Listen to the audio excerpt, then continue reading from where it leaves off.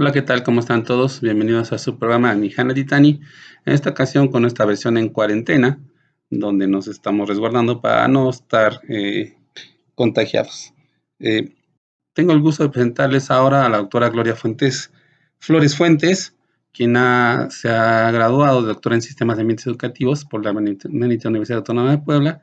Tiene una larga experiencia como profesor de matemáticas y lo que nos va a presentar ahora es el diseño de investigación para tecnologías decoloniales en contextos indígenas. Es decir, en pocas palabras, cómo puedo aproximar las TIC para trabajar en contextos indígenas. Hola, ¿qué tal? Soy Gloria Flores Fuentes y agradezco al doctor Daniel Mosencagua por la invitación en este espacio a su programa. Y bueno, si gustas contactarme en Twitter, @gloriaflores22 o por correo yoyes.flores@gmail.com. El día de hoy me invitaron a hablar acerca de mi línea de investigación.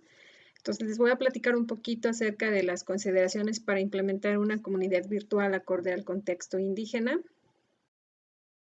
¿Qué es lo que vamos a ver? Bueno, primero la problemática, el por qué surge esta idea de trabajar contextos indígenas sumados a contextos tecnológicos, un poquito de qué es lo que se ha hecho y en qué lugares se ha hecho, ya propiamente entrando a lo que es el trabajo de investigación. Bueno, estuve trabajando una fase exploratoria que permitió reorientar la dirección de la investigación.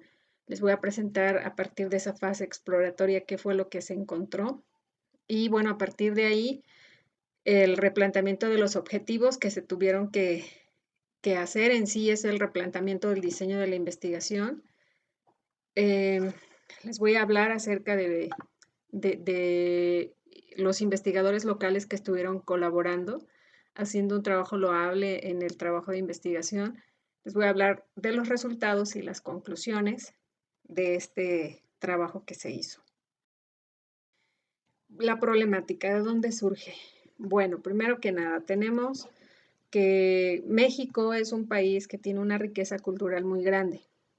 Tiene bastantes grupos indígenas y estos a su vez tienen conocimiento indígena. Lamentablemente no lo valoran.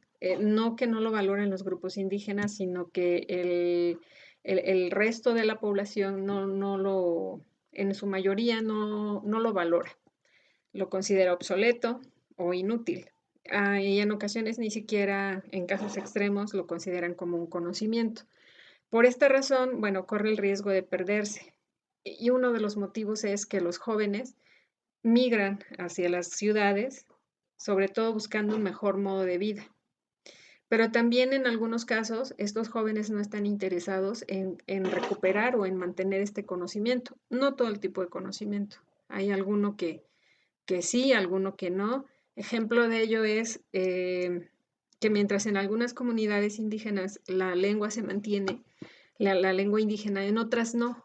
Y bueno, en la comunidad la que se realizó esta investigación, se hicieron hallazgos muy interesantes que más adelante voy a explicar. Bueno, además este conocimiento es clave para la biodiversidad. El asunto es que hay gente que se da cuenta de la importancia que tiene y de lo valioso que es y lo están rescatando para poder implementarlo y cuidar esta biodiversidad que tenemos, ¿no? Además, le da identidad a los pueblos indígenas. Y bueno, la pregunta, ¿no? La pregunta clave, ¿cómo usar las TICs? ¿Cómo integrarlas a este contexto indígena para poder integrarlo, ¿no? Para poder hacer esa como engranaje sin que el, el, el, el, la cosmovisión indígena se vea perturbada. Respecto a lo que se ha hecho, se encontraron en la indagación bibliográfica que existen tres grandes rubros que se han hecho a nivel internacional y que son iniciativas gubernamentales, principalmente en India, China, Australia y Sudáfrica, que buscan preservar el conocimiento o gestionar el conocimiento indígena a través de plataformas virtuales. Por ejemplo, el caso de la medicina tradicional china, se pueden encontrar páginas de internet en donde está colocado todo, ubicado todo este conocimiento. Incluso para la India hay una plataforma particular que maneja el yoga. En Australia sus tradiciones, igual en Sudáfrica. También se encontró que realizan investigaciones. ¿En dónde? En Sudáfrica, Australia, Malasia y Canadá. En el caso de Canadá, integran este conocimiento indígena a lo que es el contexto escolar. Y, por otro lado, algunas experiencias educativas o culturales, y estas se han hecho en Colombia y en Argentina. Como podemos ver en esta diapositiva, no hay nada en concreto que se haya encontrado en la revisión de literatura que se esté haciendo en México. Y es más, podemos observar que las iniciativas y las investigaciones no están centradas en México. No que no haya investigaciones, sí las hay, pero no en el afán de buscar esta integración de lo que es el contexto indígena y las TICs. El presente estudio se realizó con un enfoque cualitativo, fenomenológico, y parte de una serie de pasos que, si bien en un principio parecieran un poco complejos, sí ayudan mucho a lo que es la noción de lo que se hizo en ese contexto, ¿no? Primero, una vez que se tienen definidos los objetivos de la investigación, que se tiene una entrevista semiestructurada, se presenta o se hace un pilotaje en una comunidad. No obstante, por cuestiones de accesibilidad y tiempo, se deja esa comunidad y nos tenemos que trasladar a otra comunidad. Sin embargo, en esa comunidad número 1 que se hace el pilotaje, nos sirve para adecuar la entrevista y cambiarla a una entrevista a profundidad. Se hacen adecuaciones de cuestiones de concepciones, es decir, palabras que para nosotros son fácil buscarles sinónimos, para estas personas no fue así. Entonces, mientras que para nosotros plantas abarcan cualquier tipo de plantas, para ellos plantas se refieren a plantas que producen, por ejemplo, jitomate, tomate o chile, mientras que para ellos plantas se refieren a árboles. Y sin embargo, cuando les cambiábamos el término a hierbas, entonces entendían completamente hierbas medicinales a qué uno se refería, ¿no? No es el caso de plantas medicinales. Bueno, esta primera aproximación nos ayuda a esa parte de mejorar nuestro instrumento. Pues nos movemos a nuestra comunidad número 2, se presenta el proyecto a la comunidad, se invita a los participantes. ¿Quiénes son estos participantes? Pues son nuestros investigadores locales, que ya más adelante les voy a explicar qué función hicieron y de qué se trata. Y se organizan estos investigadores, se les capacita y con base en ellos se selecciona a los abuelos informantes, que son las personas que estos chicos consideran que son los más conocedores o los más sabios de la comunidad. Se hace el avance del trabajo de campo y empiezan a participar o empieza la prueba de a ver cómo nos funciona una comunidad virtual a través de este contexto. Todo este trabajo, bueno, parte del trabajo se hace locales. Una vez que entramos a esa parte, hay una necesidad de replantear el diseño de la investigación, lo que les comentaba. Pasamos de una entrevista semiestructurada a una entrevista a profundidad. Pasamos de que el rol de los investigadores locales los investigadores locales fueron jóvenes estudiantes de bachillerato de la comunidad que dominan sin ningún problema el idioma, tanto español como náhuatl, y que tienen profundo interés en comunicar sus conocimientos y su lengua indígena, ¿no? Una vez el estudio inicia con el interés personal de recolectar el conocimiento herbolario. Sin embargo, cuando entran a campo, porque quienes hacen las entrevistas en el idioma náhuatl son los jóvenes, se dan cuenta que los abuelos tienen intereses variados, no nada más el herbolario. También nos tenemos que adaptar a los tiempos de los abuelos de la comunidad. Y la otra situación es que tal cual como debería de funcionar una comunidad virtual, no lo hace, no se hace de esa forma, ¿no? Entonces, con base en plantea y entonces cambiamos nuestros objetivos y el diseño. Y nuestro objetivo general ahora va a ser explicar qué características tiene la transmisión del conocimiento indígena para proponer la inclusión de una comunidad virtual. Los particulares nos quedan como explorar la manera en que se realiza la transmisión del conocimiento indígena, identificar el conocimiento que la comunidad desea transmitir, caracterizar esta transmisión del conocimiento a partir del modelo pedagógico nativo e identificar los factores que limitan el funcionamiento de una comunidad virtual en contextos indígenas. Hecha esta adecuación, bueno, entonces ya empezamos a recolectar esa información. Les mencionaba al inicio que los investigadores locales fueron fundamentales en el desarrollo de este trabajo de investigación.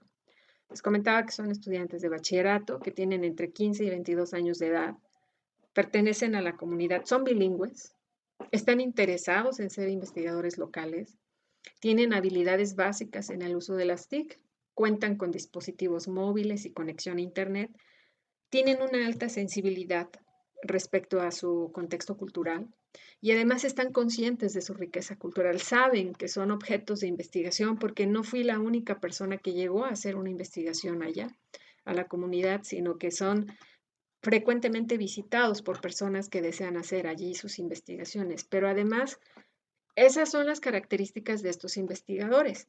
Pero además ellos fungen como un puente epistemológico entre los abuelos y la investigadora. ¿Por qué? Porque ellos son quienes hacen las traducciones del náhuatl al español, porque las entrevistas las realizaron en náhuatl. Muy bien. Ahora, con base en todas estas adecuaciones, ¿qué es lo que se obtuvo finalmente en este trabajo? Bueno, encontramos que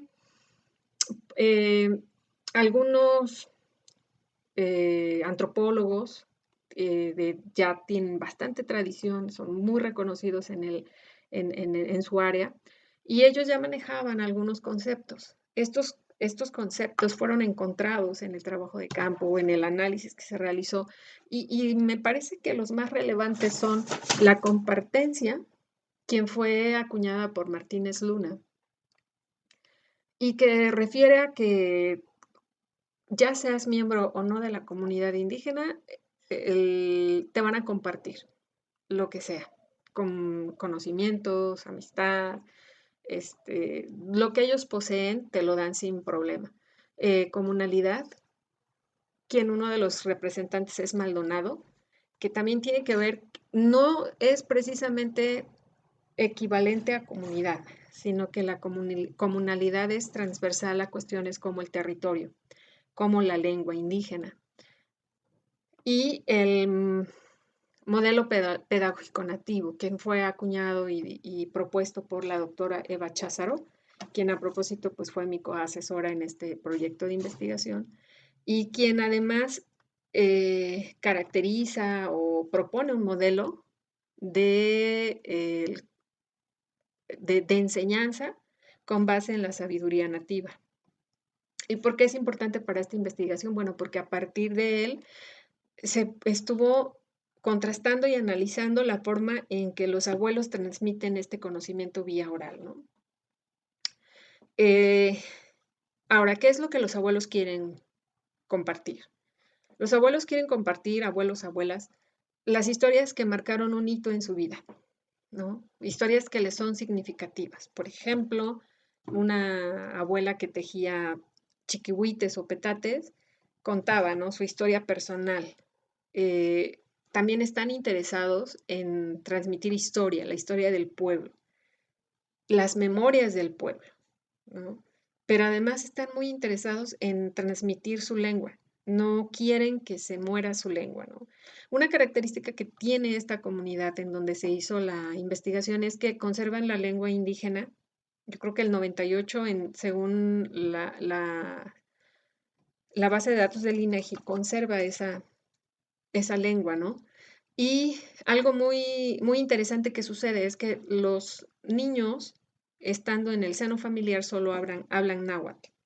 A partir de los 3 años que ellos asisten a la escuela, la lengua española se les enseña en la escuela. Entonces, en el contexto escolar hablan español y en el contexto familiar y de la comunidad hablan náhuatl. Entonces, son perfectamente bilingües y no han perdido la lengua. Sin embargo, sí han dejado de usar sí, han dejado de usar palabras en náhuatl que las abuelas mencionan que son muy irrelevantes y que ellas quisieran que no se dejaran de usar. Por ejemplo, contar. Cuentan en español, no en náhuatl. Respecto a la forma en cómo se transmite este conocimiento indígena, se alinean de algún modo a este modelo pedagógico nativo. Sin embargo, tienen sus características propias, ya bien lo mencionaba la autora, ¿no? Son epistemologías que tienen profundo arraigo al territorio. Entonces, ciertamente cambian de territorio en territorio, tienen características comunes, pero no son totales y completamente iguales entre pueblo y pueblo. Ahora, ¿qué factores limitan, no? el uso de una comunidad virtual? Eh, no es que en sí limiten, pero sí se pudo observar que hay una división de conocimientos por género. Es decir, las mujeres saben más, por ejemplo, del uso de plantas medicinales, de plantas o de hierbas medicinales que crecen en el huerto familiar.